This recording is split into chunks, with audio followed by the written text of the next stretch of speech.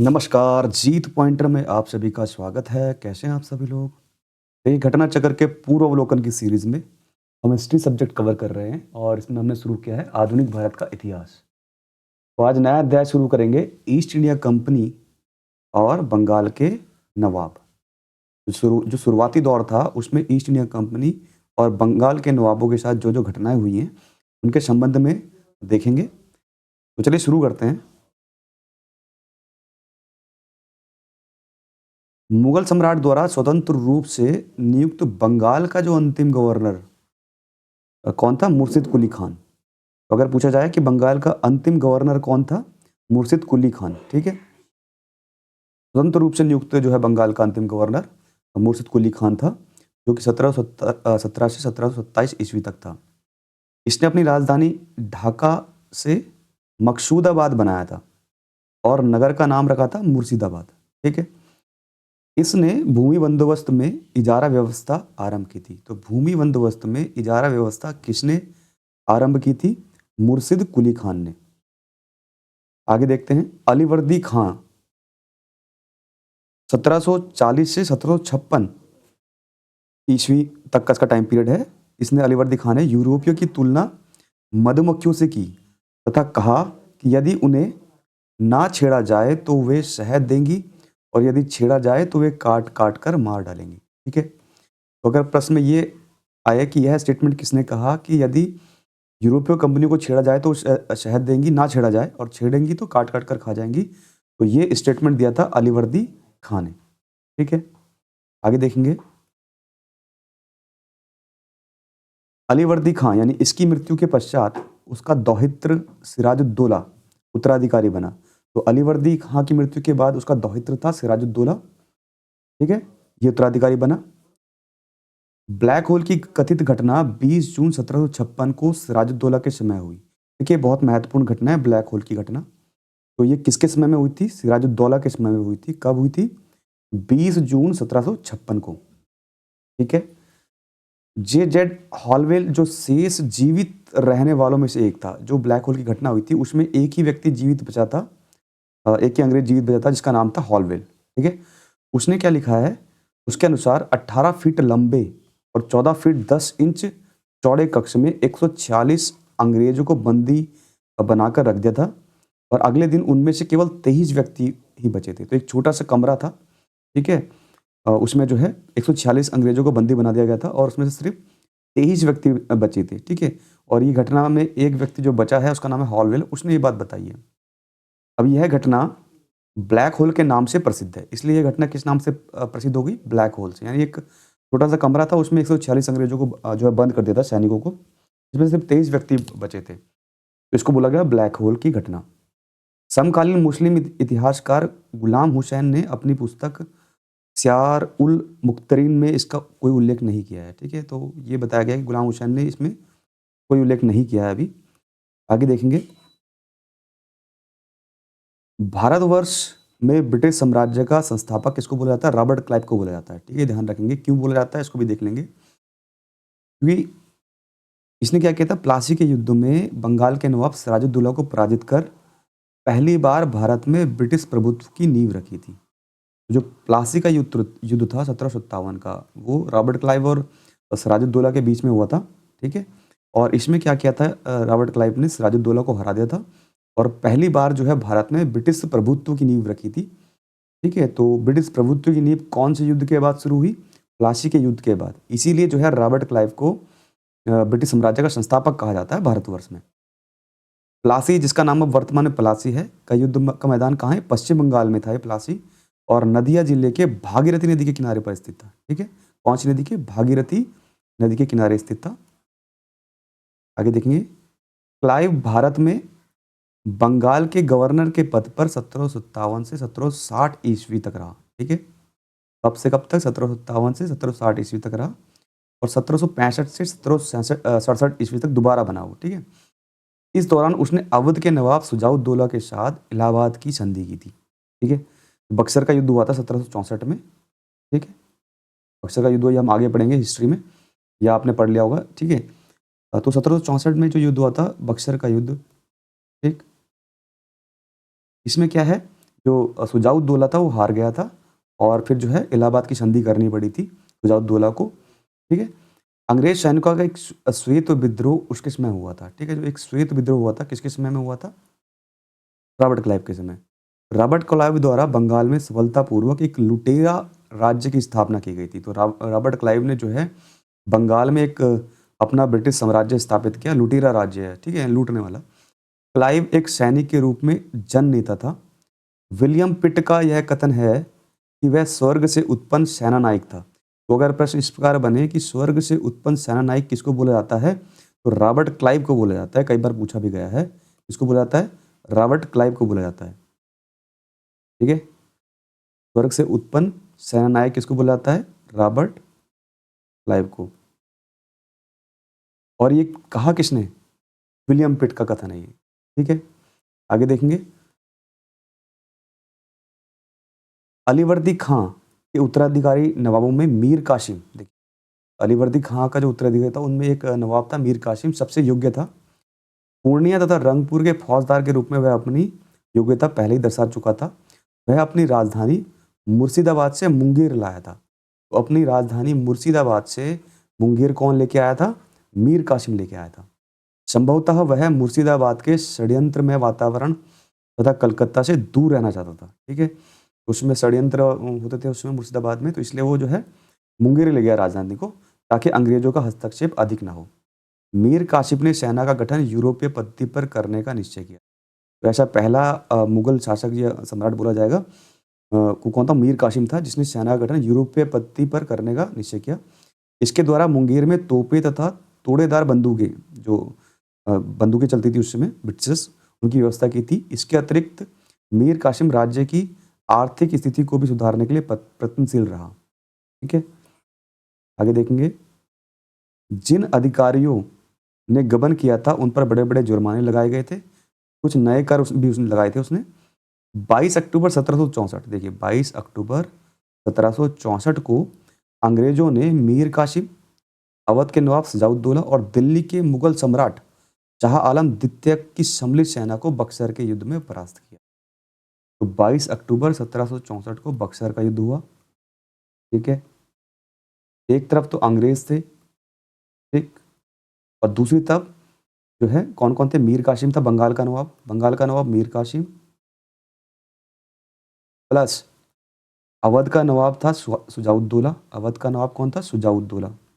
ठीक है, सुजाउद्दौला, और प्लस दिल्ली का जो मुगल था शाह आलम द्वितीय, उसमें शाह आलम द्वितीय। तो इन तीनों की जो है पूरी एक सेना थी मिला के, और अंग्रेजों की सेना, इनके बीच में बक्सर का युद्ध हुआ जो कि अंग्रेजों के द्वारा जीत लिया गया था। तो मीर कासिम, अवध का नवाब सुजाउद्दौला और शाह आलम द्वितीय जो कि मुगल सम्राट था उसमें। ठीक है, तो पूर्णतः जो है भारत में अगर बोला जाए, जो निश्चय हुआ ब्रिटिशर्स का साम्राज्य स्थापित करने का, वो बक्सर के युद्ध में हो गया था। ठीक है, आगे देखेंगे। इस युद्ध में अंग्रेजों की कमान कौन संभाल रहा था? Hector Munro. ये बहुत महत्वपूर्ण पॉइंट है। जो है हेक्टर मुनरो जो है उस समय युद्ध की कमान संभाल रहा था अंग्रेजों की तरफ से। तो हेक्टर मुनरो और इनके बीच में हुआ मीर कासिम, सुजाउद्दौला और शाह आलम द्वितीय के बीच में युद्ध हुआ। आगे देखते हैं।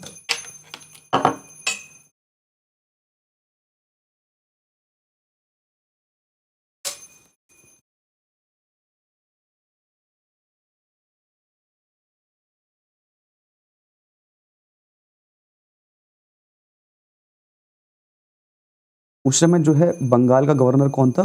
विंस्टार्ड था। यहाँ पे बोला गया बंगाल का गवर्नर, उसमें विंस्टार्ड बंगाल का गवर्नर था। इस युद्ध के परिणाम ने प्लासी के निर्णयों पर मुहर लगा दी थी, जो 1757 का प्लासी का युद्ध हुआ था। ठीक है, भारत में अंग्रेजों को चुनौती देने वाला कोई दूसरा नहीं था। ठीक, इलाहाबाद तक का प्रदेश अंग्रेजों के अधिकार में आ गया था, क्योंकि इलाहाबाद की संधि हुई थी और दिल्ली विजय का मार्ग जो है खुल गया था। बक्सर का युद्ध भारतीय इतिहास में निर्णायक युद्ध सिद्ध हुआ था। बक्सर के युद्ध के समय बंगाल का नवाब मीर जाफर तथा दिल्ली का शासक शाह आलम द्वितीय था। ठीक है, आगे देखेंगे। इलाहाबाद की दूसरी संधि होती है। इलाहाबाद की दूसरी संधि हुई थी 1765 में।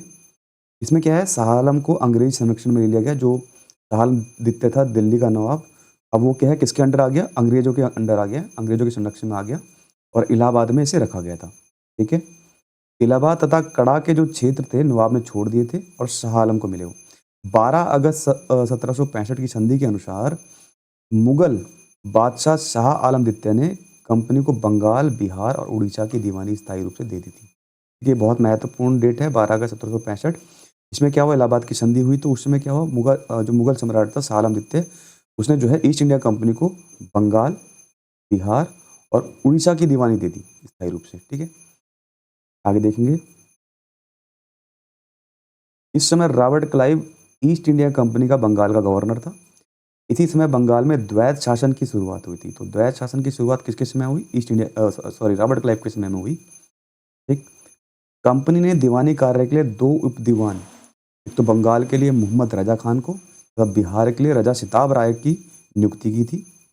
शाह आलम द्वितीय का संपूर्ण जीवन आपदाओं से ग्रस्त रहा, उसे अंधा कर दिया गया था। लास्ट में शाह आलम द्वितीय को अंग्रेजों ने क्या कर दिया, अंधा कर दिया। ठीक है, और इलाहाबाद में जो है जो किला था उसमें कैद कर लिया। शाह आलम द्वितीय के समय 1803 ईस्वी में दिल्ली पर अंग्रेजों का अधिकार हो गया था। जो शाह आलम द्वितीय की बात की जा रही है। शाह आलम द्वितीय तथा उसके 2 उत्तराधिकारी अकबर द्वितीय और बहादुर शाह द्वितीय ईस्ट इंडिया कंपनी के पेंशन भोग मात्री बनकर रह गए। यानी कि जो मुगल सम्राट चल रहा था, जो शासन चल रहा था, वो सब समाप्त हो गया है।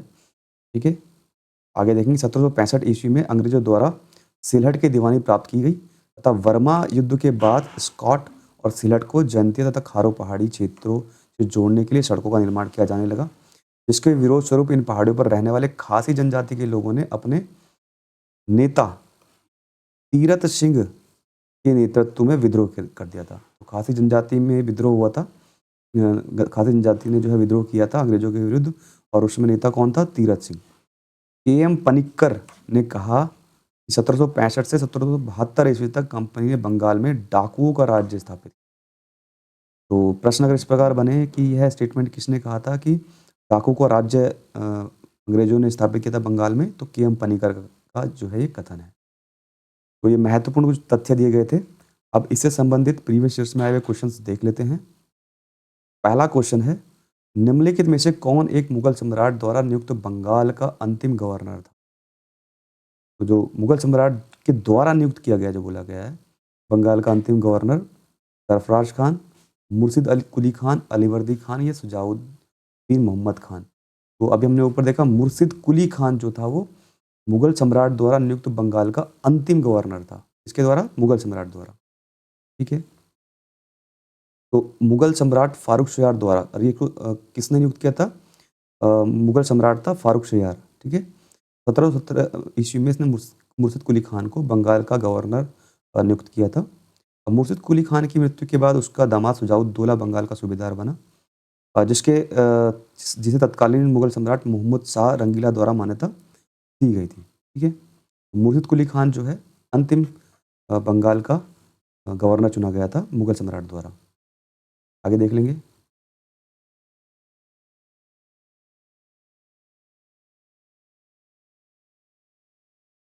प्रश्न संख्या 2, मुगल बादशाह द्वारा नियुक्त बंगाल का अंतिम सूबेदार, हम अभी देख चुके हैं, बी राइट आंसर होगा मुर्शिद कुली खां। प्रश्न संख्या 3 देख लेते हैं। निम्नलिखित में से कौन सा युद्ध था जिसने भारत में ब्रिटिश प्रभुत्व को प्रारंभ किया था।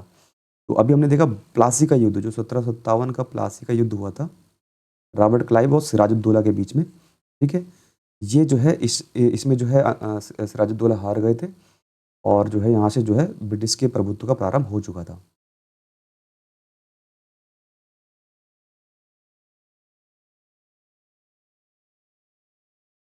आगे देखेंगे। प्रश्न संख्या 4 देख लेते हैं। इंग्लैंड की ईस्ट इंडिया कंपनी की भारत में प्रथम निर्णायक सैन्य सफलता मानी जाती है प्लासी के युद्ध को।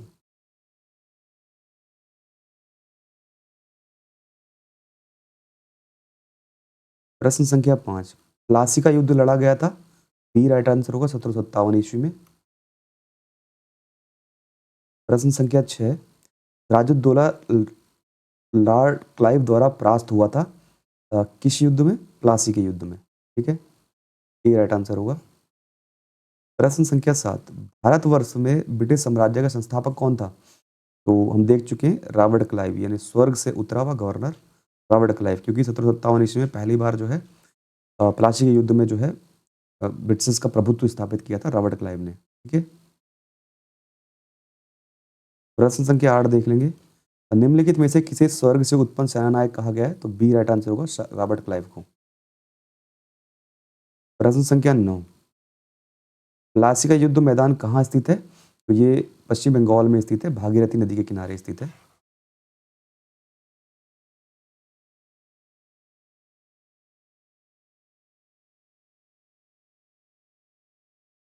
प्रश्न संख्या 10 देख लेते हैं। निम्न में से किसने अपनी राजधानी मुर्शिदाबाद से मुंगेर स्थानांतरित की थी? तो मीर कासिम ने जो है मुर्शिदाबाद से मुंगेर राजधानी स्थानांतरित करी थी, कि वो नहीं चाहता था कि अंग्रेज जो है हस्तक्षेप करे उसके राज्य में। ठीक है, मीर कासिम। आगे देखेंगे प्रश्न संख्या 11, सबसे अधिक निर्णायक युद्ध जिसने अंग्रेजों के भारत में प्रभुत्व को संस्थापित किया। देखिए, पहला तो हुआ 1757 का युद्ध। ठीक है, यहाँ से शुरुआत हो चुकी थी ब्रिटिश साम्राज्य की भारत में, परंतु माना जाता है 1764 यानी बक्सर के युद्ध का जो था, बक्सर का युद्ध, उसको जो है सबसे निर्णायक युद्ध माना जाता है, क्योंकि उसमें जो है उसने दिल्ली तक का रास्ता खोल दिया था अंग्रेजों के लिए। तो ये माना जाएगा ए, बक्सर का युद्ध 1764 का।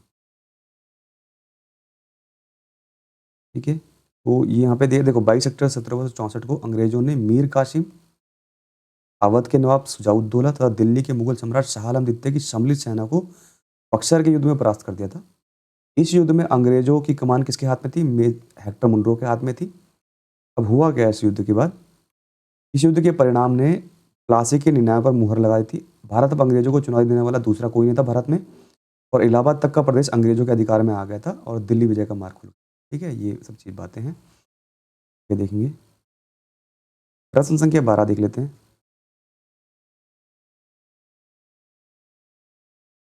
अंग्रेजी ईस्ट इंडिया कंपनी द्वारा लड़े गए निम्नलिखित युद्धों में से कौन सा सर्वाधिक निर्णायक था? तो अभी हम देख चुके हैं बक्सर का युद्ध, यानी बक्सर की लड़ाई 1764 की सबसे निर्णायक साबित हुई थी, क्योंकि इन्होंने सम्मिलित सेना को हरा दिया था। ठीक है, बंगाल और अवध और दिल्ली की। आगे देखेंगे प्रश्न संख्या 13, निम्नलिखित में से कौन सा युद्ध भारत में अंग्रेजों के आधिपत्य की स्थापना की दृष्टि से सबसे महत्वपूर्ण समझा जाता है? बक्सर का युद्ध, ए राइट आंसर होगा। प्रश्न संख्या 14 देख लेते हैं। बक्सर के युद्ध के समय दिल्ली का शासक कौन था? तो बक्सर के युद्ध के समय दिल्ली का शासक था शाह आलम द्वितीय। ठीक है, प्रश्न संख्या 15 देख लेते हैं। बक्सर की लड़ाई के समय बंगाल का नवाब कौन था? तो बंगाल का नवाब था कौन? अ, मीर जाफर। ठीक है, बंगाल का नवाब कौन था? मीर जाफर। प्रश्न संख्या 16, निम्नलिखित में से जिस एक शासक ने ईस्ट इंडिया कंपनी को दीवानी प्रदान की थी, तो ये दी थी शाह आलम द्वितीय ने। शाह आलम द्वितीय ने जो है दीवानी दे दी थी, कहाँ की? बिहार, उड़ीसा और बंगाल की। उसको बाद में अंधा कर दिया गया था। आगे देखेंगे।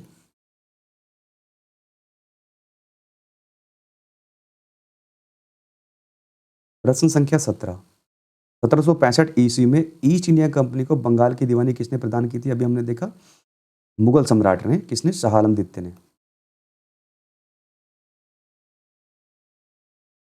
प्रश्न संख्या 18, किस गवर्नर के कार्यकाल में ईस्ट इंडिया कंपनी को शहंशाह शाह आलम द्वारा बंगाल, बिहार तथा उड़ीसा में दीवानी अधिकार दिए गए? तो लॉर्ड क्लाइव के समय में। उस समय लॉर्ड क्लाइव जो है वहाँ पे गवर्नर था। प्रश्न संख्या 19, सम्राट शाह आलम द्वितीय ने ईस्ट इंडिया कंपनी को बंगाल, बिहार तथा उड़ीसा की दीवानी कब दी थी? 12 अगस्त 1765 में। ए राइट आंसर होगा।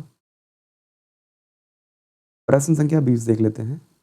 इलाहाबाद की संधि के बाद रॉबर्ट क्लाइव ने मुर्शिदाबाद का उपदीवान किसे बनाया था? मुर्शिदाबाद का उपदीवान बनाया था मोहम्मद रजा खान को, बिहार में। आगे देखेंगे। प्रश्न संख्या 21, 1765 ईस्वी में दीवानी प्रदान किए जाने के बाद ब्रिटिश सबसे पहले और निम्नलिखित में से किस पर्वतीय जनजाति के संपर्क में आए थे? खासी के। देखिए खासी तक जोड़ना चाह रहे थे, रास्ता बनाना चाह रहे थे मेघालय में, जहाँ पे जो है तीरथ सिंह के नेतृत्व में जो है आंदोलन भी हुआ था। तो बंगाल की दीवानी प्राप्त करने के पश्चात ब्रिटिश 1765 में सीलहट आए थे और खासी जनजाति के लोग चावल, नमक, सूखी मछलियाँ के बदले रेशम, सूती सामान, लोहा, मोम, मधु, चीन का व्यापार करने हेतु सीलहट की सीमा पर में आते थे। खासी पर्वतों में पाए जाने वाले चूना पत्थर का उपयोग तथा बंगाल में चूना पत्थर की मांग की पूर्ति हेतु किया जाता था। कुछ समय पश्चात ईस्ट इंडिया कंपनी के ब्रिटिश अधिकारी चूना पत्थर का व्यापार करने लगे थे, जिससे खासी जनजाति के संपर्क में आए। आगे देखेंगे प्रश्न संख्या 22।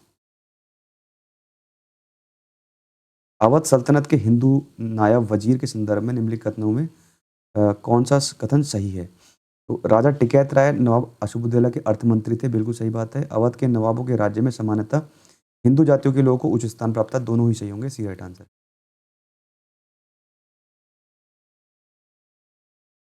प्रश्न संख्या 23 देख लेते हैं। 18वें शतक में भारत में लड़े गए युद्धों का निम्नलिखित में से सही कालानुक्रम कौन सा है? तो देखो सबसे पहले हुआ अंबर का युद्ध हुआ, फिर प्लासी का युद्ध हुआ, फिर वांडीवास और फिर बक्सर का युद्ध। बी राइट आंसर होगा।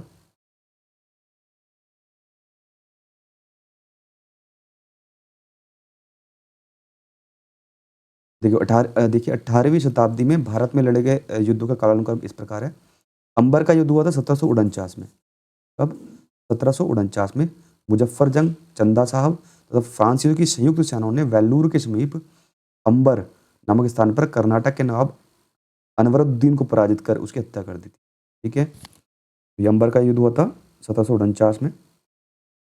ठीक, आगे देखेंगे। फिर आता है प्लासी का युद्ध, जिसके बारे में हम पढ़ चुके हैं। 1757 में सिराजुद्दौला और रॉबर्ट क्लाइव के बीच में हुआ था।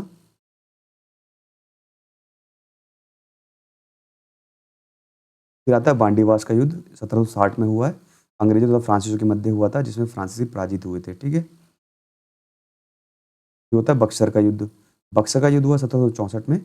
मीर कासिम, अवध के नवाब सिराजुद्दौला और मुगल सम्राट शाह आलम द्वितीय के बीच में हुआ था और अंग्रेजों की तरफ से हेक्टर मुनरो इसका जो है नेतृत्व कर रहे थे। ठीक है, प्रश्न संख्या 24 देख लेंगे।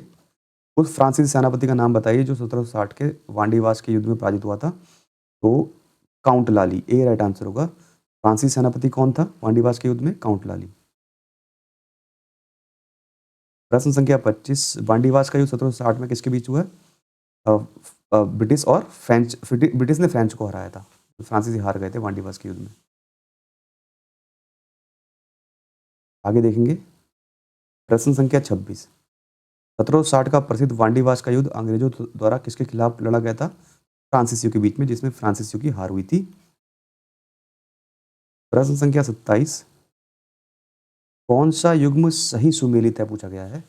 बक्सर का युद्ध हुआ था मीर जाफर विरुद्ध क्लाइव, ये गलत है। यहाँ पे कौन था बक्सर के युद्ध में? सिराजुद्दौला था। ठीक है, वांडीवास का युद्ध हुआ फ्रांसीसी के विरुद्ध ईस्ट इंडिया कंपनी, ये बिल्कुल सही बात है। 1760 में हुआ था, जिसमें फ्रांसीसी हार गए थे और फ्रांसिस का नेतृत्व कौन कर रहे थे? काउंट लाली। चिरियावाला का युद्ध फिर यही पूछा है कौन सा सही सुमेलित है, बी ही राइट आंसर होगा, बाकी सारे गलत हो गए। ठीक है,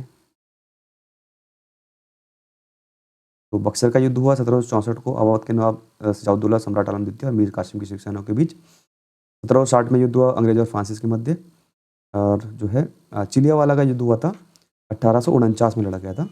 इसमें युद्ध में कौन थे? अंग्रेजी सेना और लॉर्ड गफ के तथा सिख सेना शेर सिंह के नेतृत्व में हुआ था। और खुर्दा का युद्ध हुआ 1795 में, जो कि निजाम के विरुद्ध मराठों द्वारा लड़ा गया था। जो निजाम थे उसमें मराठों और निजामों के बीच में हुआ था ये। ठीक है, निजाम की हार हुई थी। प्रश्न संख्या 28 देख लेंगे। निम्न में से किसने भारत में अंग्रेजों का सर्वाधिक विरोध किया? तो मराठाओं ने जो है सर्वाधिक विरोध किया था। ये बहुत महत्वपूर्ण क्वेश्चन है। सबसे ज़्यादा अंग्रेजों का विरोध भारत में किसने किया था? मराठाओं ने। ठीक है, भारत में अंग्रेजों का सर्वाधिक विरोध मराठाओं द्वारा किया गया था।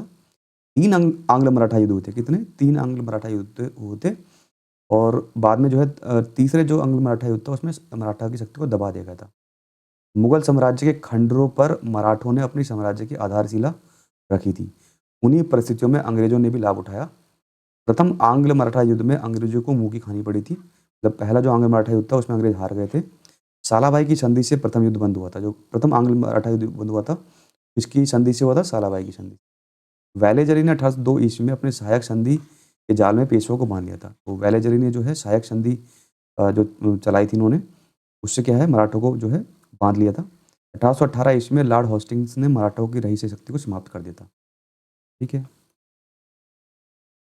तो ये प्रीवियस ईयर्स में आए हुए क्वेश्चंस देखे हमने। इसके नेक्स्ट वीडियो में देखेंगे हम क्षेत्रीय राज्य पंजाब एवं मैसूर। धन्यवाद।